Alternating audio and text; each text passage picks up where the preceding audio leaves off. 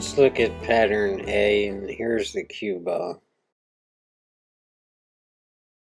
And here's the 1, the 2, and the 3. The problem with this pattern is the 2 to the 3.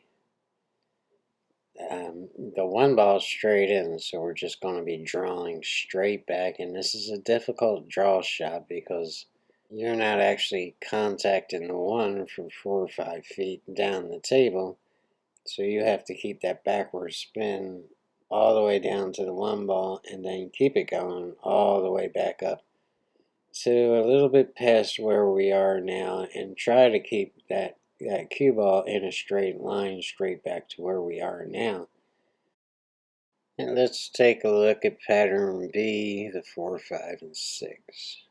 There's a 4, there's a 5, and here's the 6. So the question is, where do we want to shoot the 4? And 9 times out of 10, if there's no obstruction, you're shooting the object ball in the closest pocket to the object ball. And this is no exception. I could shoot the 4 ball in the bottom left-hand corner, but that means I would have to come up behind the 4 ball and get the right position on the 3 to get that position on the 4 ball. And then I got to push forward between that 7 and that 9 ball, and I just don't like it. It's too much traffic. And then you have the 6 ball getting in the game there, and you'd have to get perfect on the 4 to be able to do that, and it just becomes too much work. So I decide to shoot the 4 ball in the side. And now if I can get the right angle on the 4, I can bounce off this rail and back on the 5.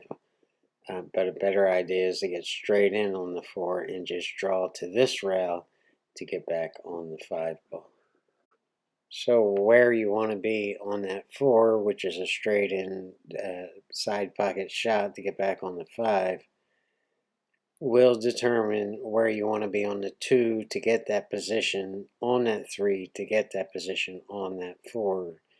And all that is determined by how you shoot this 1. Where do you want to be when you shoot the 1 to get on the 2 to get that position on the 3 to get the right position on the 4 to get on that 5. You see how it all fits together here?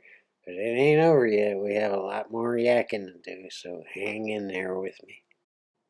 So now that we're well into pattern B, let's go on to pattern C, and we'll bounce back a little bit. Here's the 7 ball, here's the 8 ball, and here's the 9 ball. So the question at this point is, where exactly do I want to be on the 5 to get to the 6? And why do I want to be there on the 6? I'm deciding at this point where I'm standing here and chalking my stick that I want to be straight in on the 6 to draw back to get straight in on the 7, and that will give me the right angle to get from the 8 to the 9. So where I want to be on the 5 is right about here, and that'll allow me to go 2 rails behind the 7 and get straight in on the 6 to just draw back and get straight in on the 7.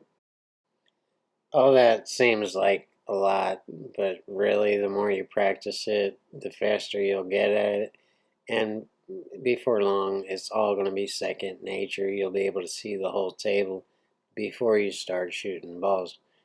And the great thing about this is, as you're doing it, you're seeing it happen in your imagination, and your subconscious actually thinks that you already did it. And that's half the battle. Your brain already knows how to do it, and now we're just waiting for your body. That doesn't mean you're going to do it perfect every time, as you'll see in this video. But it does mean the game will get easier for you because your brain is just kind of waiting for you to do what it thinks you already did.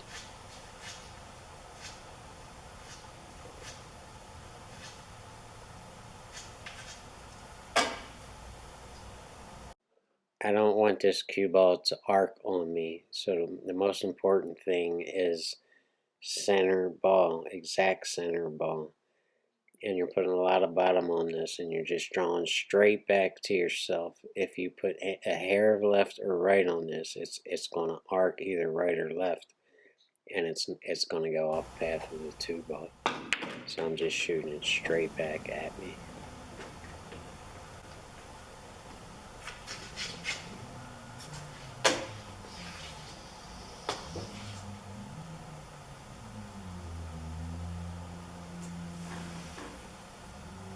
If you look closely, you can see where my Q-tip is, and I'm putting top left on this and going down to the bottom round and off the side round back up on the 3, but I think this is a mistake. There's just too much traffic on the left-hand side of the table, and I think a better idea is to just draw this back off the rail with bottom right to try to get that right angle on the 3 to get back on the 4 for a side pocket shot.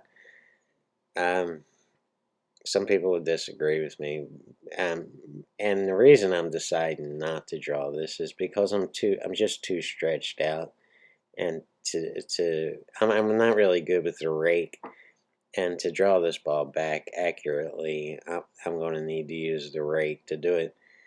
And it's just too difficult, and I'm being a little bit too lazy. But I really think top left is a mistake, and I wind up hitting the 7-ball on the way back up table to get on that 3. So it is what it is at this point.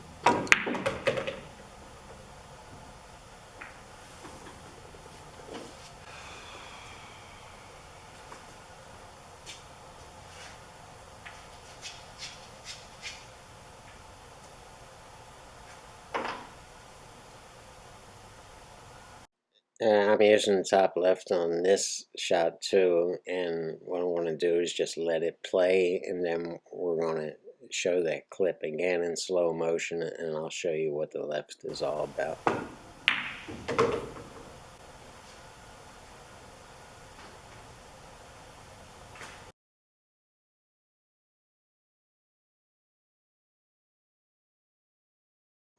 A lot of people would say just play the line on the 4-ball. My most popular pull instruction video is titled "The #1 Secret in Pull and Advanced 9-Ball." And if you haven't seen the video, I'm going to link it for you in the top right hand corner. Just come back to this part of this video when you're done, and you can go watch that video to see why a lot of players would disagree with what I'm doing here. If I play the line on the 4 and forget about the left-hand English on this and just let the cue ball come off the top rail at a natural angle, it's going to put me here. Let's let that roll, and I'll show you what the natural angle would do. The cue ball is contacting the 3-ball right there, and now it goes to the left of that with our view to the bottom round right there. So the angle is here to here, so the opposite angle or the natural angle would leave the cue ball here. And that's not going to work for a shot on the 4-ball, so the same player who insists on playing the line 100% all the time is going to say put a little bit of right-hand English here and you'll leave the cue ball here. There's a lot of problems with being right there on the line for the 4-ball, and one of the biggest problems is if we put a speck too much right-hand English on that shot, we're going to get behind the 6, and even if we just get a little bit behind the 6, we're not going to be able to make the 4. But the biggest thing is, even if we do get perfect, how are we going to get back on this 5-ball? And when I shot the 2, I moved the 7-ball even closer to the 9-ball, so now getting in that doorway is just an asinine way to go. Don't play the line on this shot. Sorry guys, but there's times when you just don't want to play the line, and this is one of them.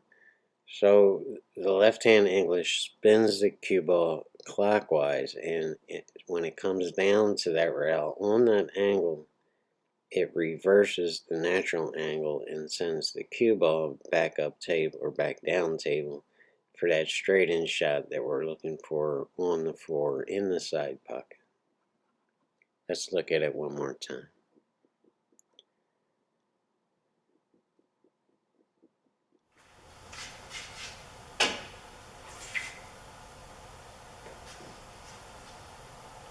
Alright, I have the perfect angle on the 4 ball to draw back against that right hand rail and get the angle that I need. Don't forget, we need an angle on the 5 to go 2 rails back out on the 6. But I get a little bit straight in.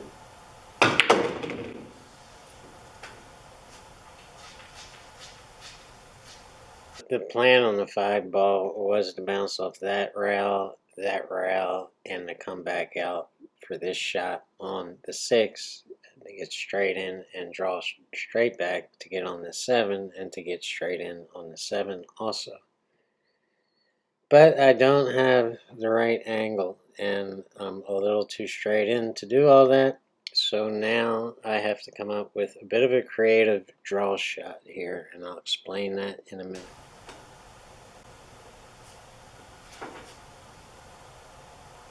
It's being shot with bottom right, and that right hand English will spin the cue ball counterclockwise. And I'm hoping that this ball will not arc. And I'll explain exactly what I mean by arc, and I'm going to dedicate an entire video to drawing the cue ball and what an arc is and what it does and how it kind of screws up the line that you're trying to play. For now, I'm just trying to draw this cue ball straight back at me with counterclockwise spin, so when it comes back and hits that rail, it grabs the rail and forces the cue ball a little bit back up table to get the exact line I need on the 6 ball.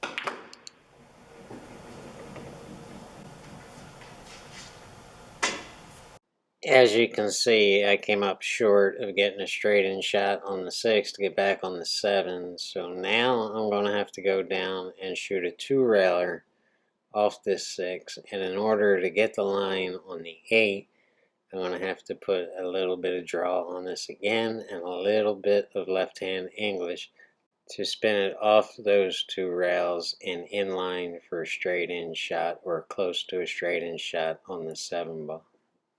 Now, if I don't do anything with this cue ball and just hit center ball, the ball's going to bounce off the 6 and come straight down to about here and bounce back up table, and I'm going to be bad on the 7. So I have to draw off the 6 to get the right angle. And I'm going to slow motion this so you can see the draw catching up and going down to the angle that I need off that 2-railer to get back on the 7.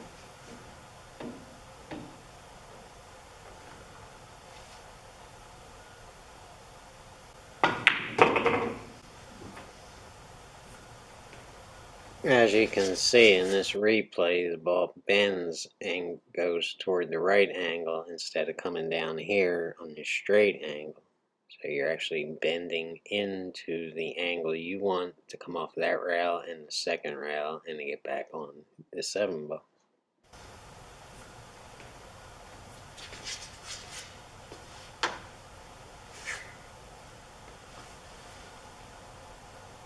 Alright, so far it's not the exact plan that we figured from the start of the rack, but it's not bad. I'm staying in line, and if I get out of line, I'm getting back in line. So the basic premise of the original plan is right, although I'm having to adjust it here and there. This shot here is being shot with just a straight top. I'm just going down to that bottom round, bouncing off for the right angle on the 8 to get to the 9. Because I didn't get exactly straight in on the 7, but that's okay. I can use that bottom rail to get the right angle on the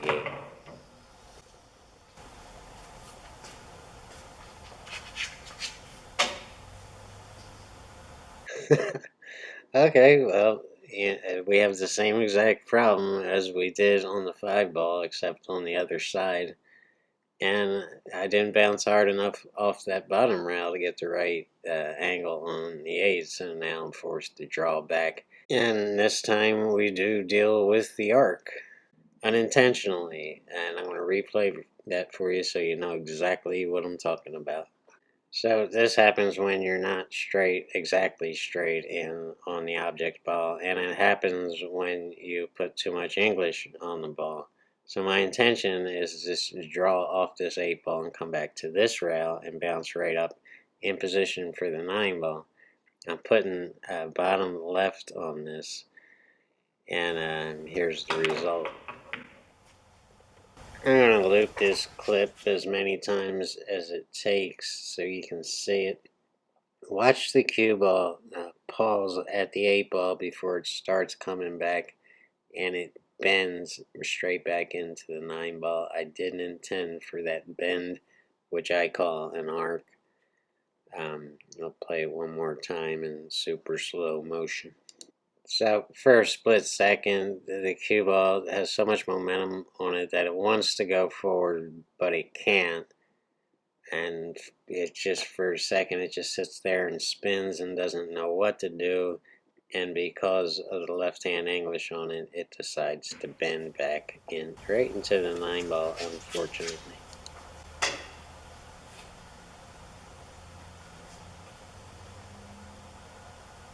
But it ain't nothing we can't get out. This is tough cut, so I'm putting a little extra concentration and time into lining up this shot. Well, not lining it up, but eyeing it and keeping a straight stroke.